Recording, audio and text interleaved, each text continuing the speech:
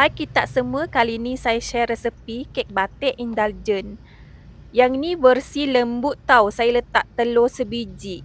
Kalau korang suka yang crunchy, korang boleh skip lah sebiji telur tu.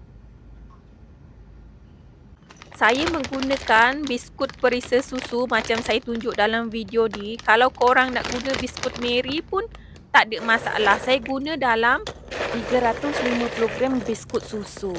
Kita buat kek batiknya dulu. 125 gram butter, korang cairkanlah dulu. Macam saya buat dalam video ni, kalau dah cair, baru masukkan 90 gram susu full cream, 100 gram susu pekat.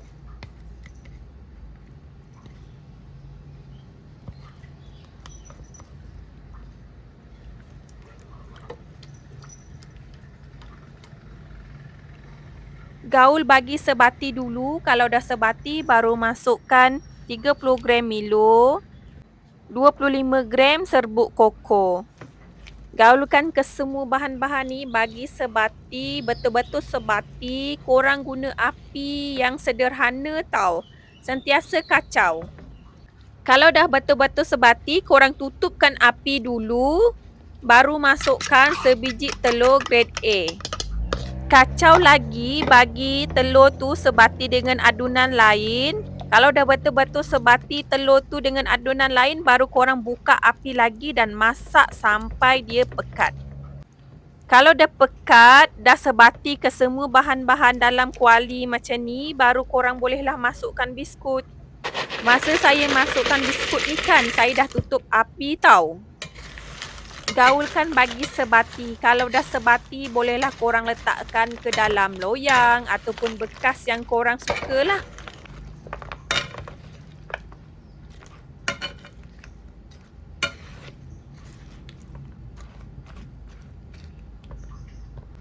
Macam saya guna bekas yang berukuran 280 ml.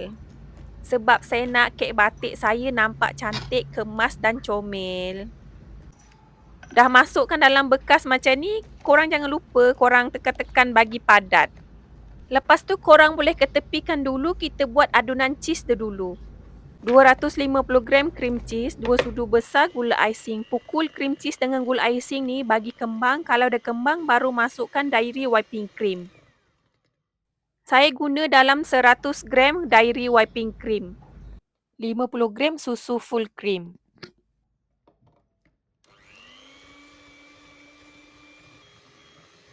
Pukul lagi bagi sebati. Kalau dah sebati kembang macam ni, korang bolehlah tuangkan ke atas kek batik tadi.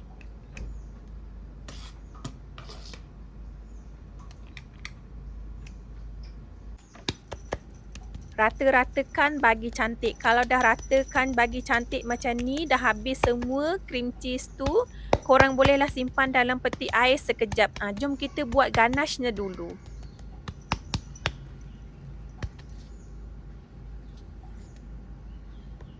100 gram dark chocolate, 100 gram dairy whipping cream. Kedua-dua bahan ni saya cairkan dalam microwave. Kemudian bolehlah korang tuangkan macam saya buat dalam video ni lah.